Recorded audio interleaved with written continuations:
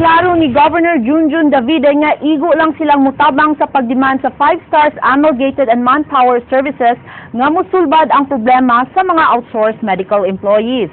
Nipadaog suwat kang Davide ang mga empleyado human wa mahatag ang ilang 13 months pay, wa marimit ang mga benefits sama sa SSS, Pag-ibig ug PhilHealth.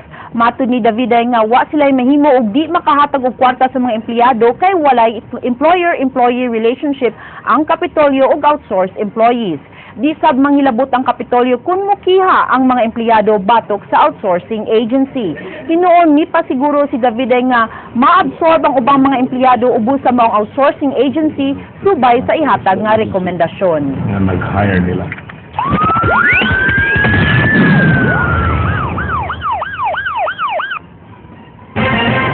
Patay ang accounting clerk sa usa ka bangko sa lungsod sa Daan Bantayan, lakip na ang gwardya ug ang kapuyo niini human pa mo sila sa kani gwardya sa maong bangko. Lakip na gidagit sa suspect nga gwardya ang 80,000 pesos nga kwarta sa bangko.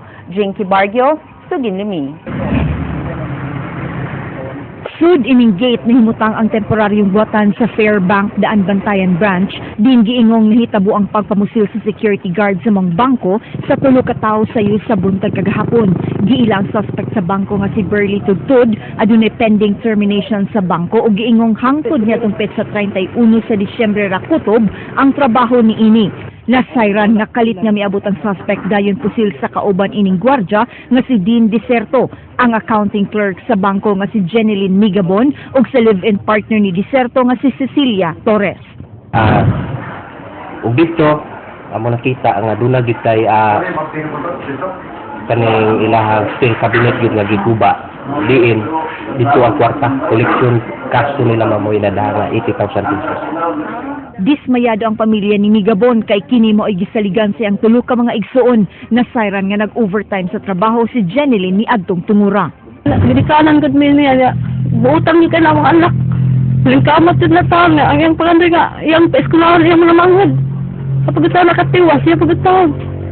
Wala na mamakupan nga ang musurindi lang gud ang naka kasi nagbuhat sa akong anak. Duha ka gagmayng mga bata sab ang gibilin ni Diserto sa iyang ugangan bisan og buwag sa asawa apan sa ilang balay gihapon gihaya ang iyang patayng lawas. Wa man lang ma'am. Di kuan man lang gud namo, kaamo lang gidawat gud. Kay may unta og may lain pa siya nga kadangpan diri kay di ni makadawat. Matod sa Daan Bantayan Police nga gisakiyo sab sa suspect ang 80,000 pesos nga kita sa bangko mao nga pasakaan kinig robbery with multiple homicide. With kapin nga nilabay tunay duha ka gwardya nga nakamatikod ani nga medyo tunay kunong biktima ug ang suspect. Wala na sila mayong pinagdanay. Tunay murag wala nato masayri kung usay ilahang ilahang gikasukan usan-usa. Nagpadayon pa ang manhunt operation sa Provincial Intelligence Branch batok sa gwardyang suspect. Jinky Bargio, News 5. Naglaraw karon ang pangu sa Police Regional Office 7 nga ipatuman ang gun ban nunot sa kasaulugan sa Sinulog 17 kaadlaw sukad karong adlaw. Sabtang dugang pwersa sab sa kapulisan ug army ang giandam. Andrea Patenia, Suginlimi. So far sa ngayon wala pa no. Di mo angkon si PRO7 Director Danilo Constantino nga nagkuwang ang kapulisan human sa sunod-sunod nga kaso sa pagpangawat, sugod niya itong petsa 30 sama sa pagpanglungkab sa Chapel of Holy Relics sa Tabor Hills, pagpangawat sa usa ka grocery sa Basak Pardo, ug ang robbery homicide case sa Fairbank sa Daan Bantayan. Apan matud niini, gikinahanglang dublehon pa ang ilang police force sa sunod nga holiday season. Karon nga milabay na ang bagong tuig ug ang Pasko mo sentro na sabang kapulisan sa pagpangandam alang sa Sinulog 2014, diin gilauman nga libuan ka mga deboto ug mga turista ang mudagsa dinhi sa Subo aron mosalmot sa giila nga labing dako nga festival sa nasod.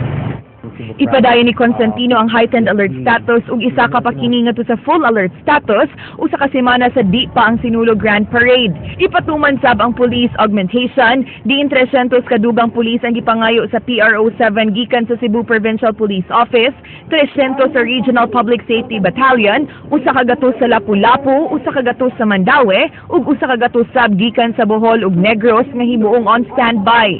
Magtagbo sa ugma ang mga opisyales sa PRO 7 ug Central Command aron sabutan ang pagpatuman sa seguridad sa Sinulog. Gi-activate na sab ang intelligence fusion sa kapulisan aron mag-monitor sa mga grupong posibleng muabot sa sugbo aron mupahimo sa kasaulugan ug mubuhat og krimen. Yung intelligence fusion na yun, nandyan lahat yung mga represented yung lahat ng mga intelligence unit, hindi lang ng PNP, even sa armed forces. So, they'll be monitoring yung mga plans, threats of the different groups. Gipaabot pa sab karon ni Constantino ang tubag ni PNP Director General Alan Purisima sa iyang hangyo nga ipaubos sa gun ban ang tibuok lalawigan sa Sugbo sugod karong Enero 10. Yung suspension ng permit to carry, yung lahat ng permits to carry firearms outside of residence. Bakit po? To minimize incidents involving firearms. Andrea Patenio, News 5. Gawa sa sunog, gisugat sab og mga krimen ang unang adlaw sa tuig 2014. Kapulisan way hudong sa pagtubag sa mga alarma. Chinky Baguio, Suginlimi. Unang krimen nga gitubag sa kapulisan mo ang pagpamusil sa usa ka 47 anyos nga lalaki sa barangay Kalunasan pasado alas 2 sa hapon. Dead on the spot si Arnulfo Duran kinsa gikan miduaw siyang paryente, kuyog ang anak niini sa Cebu City Jail. Matud sa mga nakakita nga ang kriminal nagsulubog puti nga t-shirt ug nag full-faced helmet. Nasikop sa Regional Special Operations Group sa PRO 7 ang usa ka drug courier atol sa gitaygayong buy-bust operation. Nakuha sa dinakpan nga si Dexter Caballero, 40 anyos. Ang upat ka dagkong pakete sa shabu nga gituuhang moabot og 400 grams nga giingong nagkantidad og 1.6 million pesos. Matud sa kapulisan, dugay nilang gipanida ng kalihukan ni Caballero. Sa ibagsakan din, he can dispose more or less 2 kilos a week. So level 1 drug poster niya. Hangtod karon wa pa mailhi ang duha ka mga tulisan nga misakiyo sa 70,000 pesos nga halin sa La Nueva Pharmacy sa N. Bacalso Avenue, habig sa Barangay Basak, Pardo sa siyudad sa Sugbo. Gawa sa salapi nga nada sa mga tulisan, lakip nga gikuha ang hard drive sa CCTV camera nga gitaod sud sa tindahan. Lakip nga gitutukan sa kapulisan nga inside job ang pagpangawat. Dinhi sa Zone Lambay, Barangay Kalawisan, Dakbayan sa Lapu-Lapu, wa matiwas ang pagsugat sa bagong tuig humandong gaba si Celso Daculio sa iyang pag-umangkon nga si Marshall Cabigon. Matud pa sa mga silingan nga sa wa pa mahitabo ang krimen, nag-inom ang duha diyang gihapak ang abaga sa igsoon sa biktima nga may hinungdan sa kagubot. Nagmahay ang suspect siyang nabuhat kay gawas nga wa siya kalagot siyang uyuan. Nagtuo kini nga laing tao ang mihamag sa iyang uyuan. Migawas sa investigasyon nga tungod sa kahubog mo'y hinungdan sa maong insidente. Nakatong kapatay, magtahon nga gito siyang itong iyang gipatay. Pero nakuha na ito siya, nasakitan siya bagumikan kay ilabay siya itong barbil niya. Magaguan siya ito, nagbigkan po siya. Bunga na siguro silang kahubog. Ito yung resulta na inato yun. Oo, naamog ito pagmahay. Kisa may magdahong diri ko gabi mag-yun. Jinky Bargio, News 5. O mga kanto, naglangkob sa atong mga balita sa Aksyon Bisaya karong adlaw, Huwebes, Enero 2, tuig 2014. Kini si Franz Manilong Jr. Mga istorya nga di lang kutob sa pagatod sa impormasyon. Happy New Year mga kapatid, musunod na ang Action Prime. Daghang salamat, ako si Georgia Herrera. Tungod kay labaw pa sa balita, Aksyon!